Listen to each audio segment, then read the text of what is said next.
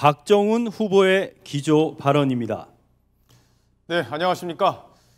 서울 송파갑 국회의원 박정훈입니다. 이번 총선에서 드러난 민의는 국민의힘이 변화해야 한다. 변화하지 않으면 저희가 죽을 수 있다.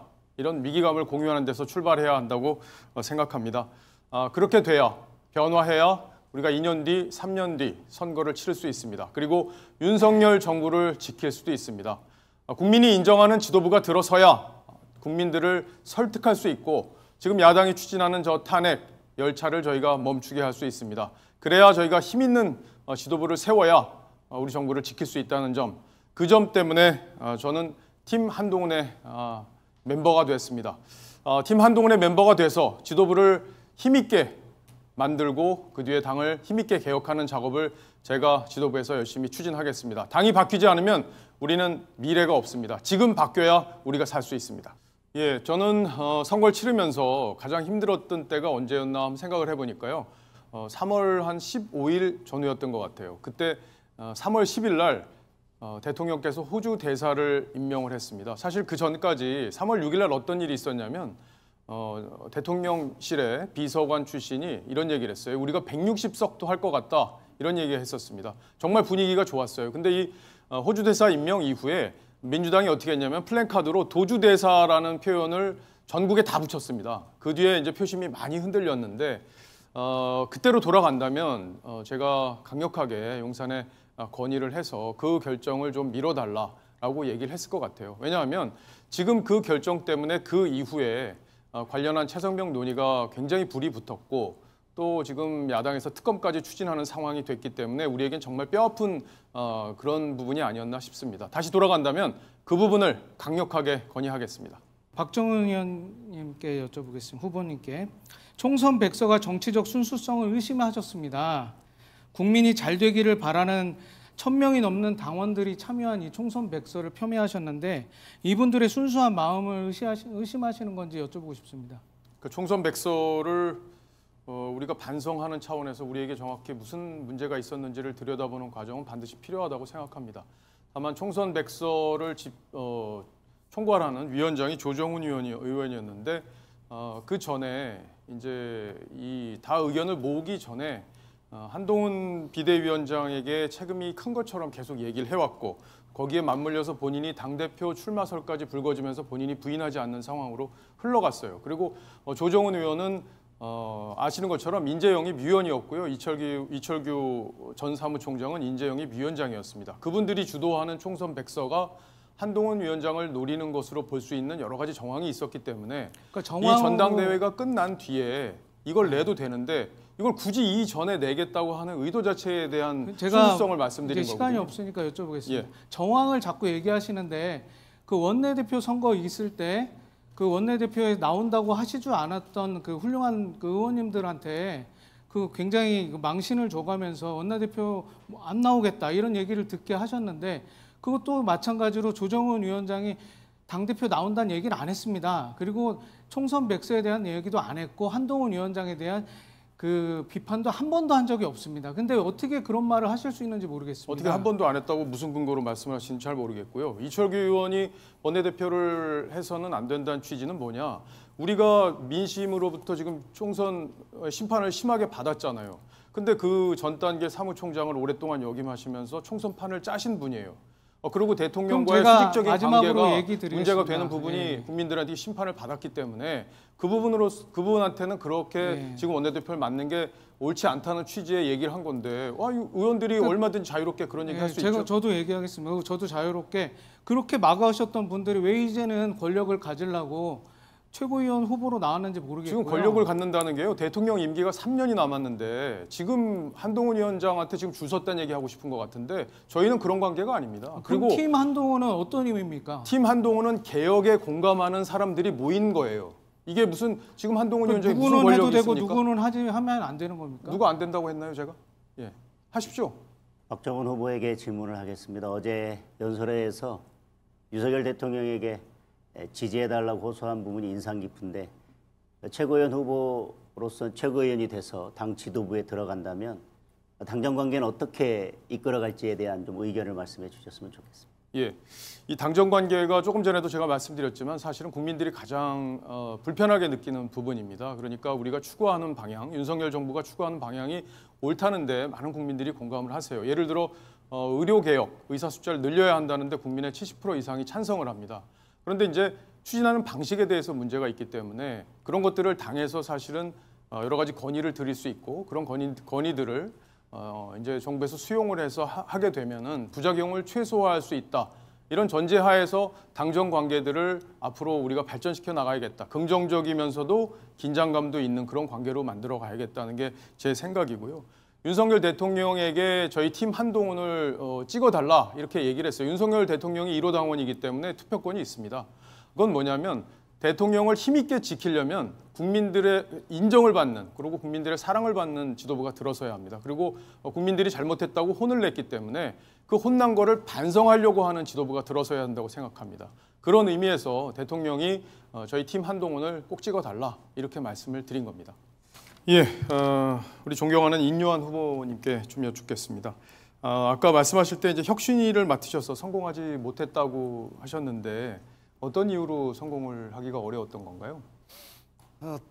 당하고 소통이 아주 어려웠고요. 예, 또 그 당이 변하는데 시간이 많이 걸리고 제가 가 있는 동안에 6주밖에 안 됐는데 그 희생할 원희룡 후보처럼 희생할 각오하는 그런 국회의원이 없더라고요. 예. 찾기가 어려워서 참 어려움을 많이 그러니까 변화에 따라갈 사람이 당 내에서는 별로 없더라고요. 예. 변할 마음이. 알겠습니다. 그 부분에 아마 공감하시는 우리 당원 여러분들도 많이 계실 텐데 이번에 이제 최고위원 출마를 하시면서 이제 인터뷰를 하시는 과정에서 이제 본인이 그렇게 나올 의지가 없었는데 나오게 됐다는 취지의 말씀을 하신 걸로 기억합니다. 네. 그렇게 말씀하신 이유가 있나요? 예, 저 원희룡 후보께서 간절히 도와달라고 그래서 저는 정치의 초짜고 33년 의사로 일했고 그런데 워낙 어려운 그 희생의 정신으로 인천에 나가겠다고 그래서 뭐 빚을 갚는다는 말은 조금 이상하지만 그분이 저를 제일 어려울 때 도와줬는데 그분을 제가 도와야 되지 않느냐. 예. 상당히 단순하게 생각해요. 그리고 하나 말을 정정을 해야 되는데 저는 여기 후보들이 전부 다 민주당이 말도 안 된 뭐 탄핵의 길로 특검 말을 꺼내고 있는데 우리가 다 특검이라는 용어는 지금은 아예 사용을 안 했으면 하는 마음입니다. 아까 장 후보가 저 말을 막아서 대답을 못 했는데 예. 그건 그건 특검 얘기는 조금 이따 또 나누시면 좋을 것 같고요. 그리고 이제 지금 전당대회가 굉장히 혼탁하다 이런 지적이 많이 있습니다. 특히 이제 원희룡 후보 측에서 여러 가지 의혹을 제기하고 그걸 이제 검증이라고 표현을 하고 있는 건데요. 사적 문자 논란, 그리고 사천 논란, 또 그리고 댓글팀 운영 논란 이런 것들이 사실은 실체가 별로 없는 내용들을 갖다가 일단 언론에 흘리고 그걸 가지고 계속 공세를 하는 방식으로 진행이 되고 있는데 이 진행 방식에 대해서는 어떻게 평가하십니까? 그건 본인이 조심해야 돼요. 원 후보가 흘렀는지 어떻게 아니 원 후보가 흘렸다는 얘기는 한 적이 없고 지금 언론에 그렇게 보도가 됐고 그 뒤에 원희룡 후보 측에서 강력하게 공세를 하니까 전대가 전체적으로 그 논란으로 빨려든 측면이 있고 원 후보도 지지율이 여론조사에서 3등으로 밀리는 조사들이 잇따라 나오니까 국민들이 굉장히 짜증내는 상황 아닙니까? 그것도 누구의 조사, 누구의 여론 가지고 그렇게 단정 짓는 건 매우 적절치 않아요. 그 뭐 몇 등이다 그 본인들이 한 겁니까? 일반 여론입니까? 당원 여론입니까? 그거 아주 예, 그러면 잠깐요. 그렇게 얘기 안 끝났어요. 그런 얘기는요. 그거는 이렇게 민주당이 많이 쓰는 방법이에요. 전부 두리뭉실 쌓아가지고 이렇게 딱 공격하는데 팩트를 하나하나 제발 좀 확인하고 얘기하시면 예, 알겠습니다. 어쨌든 그 문제에 대해서 원희룡 후보 측에서 이제 과도하게 공세를 하면서 여러 가지 역풍을 맞고 있다는 건 아마 우리 당원 여러분들도 다 아시는 부분이고 그 논란의 가장 큰 피해자가 오히려 원희룡 후보가 아닌가 싶은 생각이 들 정도인데요. 우리 장동혁 후보님께 질문을 하겠습니다.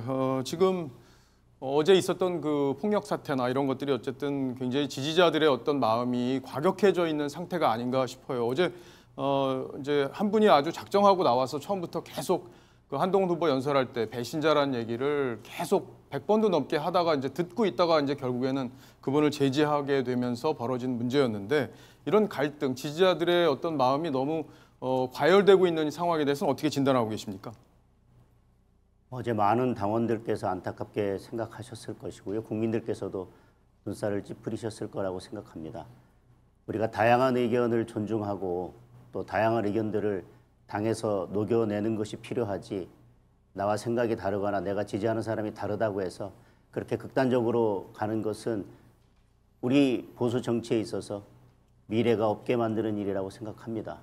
우리가 서로의 의견은 존중하고 그것을 하나로 녹여내는 일은 꾸준히 해야 되겠지만, 이와 같이 의도적으로 고의적으로 갈등을 만들어내고 그런 것들을 이용하려고 하는 것에 대해서는 당에서는 단호한 조치가 필요하다고 생각합니다. 예. 그리고 이제 총선 민의 중에 중요한 부분이 바로 이제 당정 관계에 대한 우리 국민들이 갖고 계신 문제 의식인데, 이걸 사실 푸는 게 전당대회 이후에 풀어나가는 게 굉장히 어려운 문제라고 봅니다. 우리 장동혁 후보께서는 이 당정 관계를 어떻게 신뢰를 회복해서 국민들도 인정하는 당정 관계로 갖고 갈지 나름대로 생각하고 계신 게 있습니까? 지금 당대표 후보들 나오신 분들이 이야기하고 있는 당정 관계가 저는 다 다르지 않다고 생각합니다. 일방적으로 따르는 것이 아니라 또 일방적인 의사소통이 아니라 신뢰 관계를 바탕으로 쌍방향 의사소통을 통해서 민심을 제대로 전달하고 민심이 어떤 방향으로 가고 있는지를 잘 살펴서 우리가 민심을 다시 회복할 수 있는 방향으로 당정관계를 바꾸자고 하는 것인데, 마치 어느 후보는 당정관계를 계속 깨뜨릴 것처럼 이야기하거나 어느 후보가 되어야지만이 당정관계가 제대로 갈 것처럼 이야기하는 것은 저는 적절치 않다고 생각하고, 지금 당대표 후보로 나와 있는 네 분 모두 다 그런 신뢰관계 바탕 위에서 민심을 제대로 전달하고, 그래서 정부와 여당이 민심에 가까이 다가갈 수 있는 방향으로 당정 관계를 이끌어가자라고 하는 데 있어서 차이가 없다고 생각합니다. 예, 알겠습니다. 박정훈 후보의 마무리 발언입니다. 예, 사랑하는 우리 당원 동지 여러분, 제가 30년 가까이 언론사 기자로 일하면서 저는 보수의 가치를 지키기 위해서 누구보다 노력했다고 생각합니다.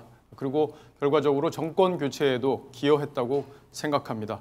지금 우리가 윤석열 정부를 지키는 게 가장 중요한 시기가 됐습니다. 윤석열 정부를 지키려면 잘 싸우고 또 잘 혁신해야 합니다. 우리가 잘 싸우는 것, 내부에서 싸워서는 안 됩니다. 더 이상 내부 우리끼리 서로 손가락질을 해서는 안 됩니다. 우리가 싸울 상대는 민주당입니다. 제가 3주 전에 이재명이 위증교사하는 녹취를 공개한 것 아마 다 기억하고 계실 겁니다.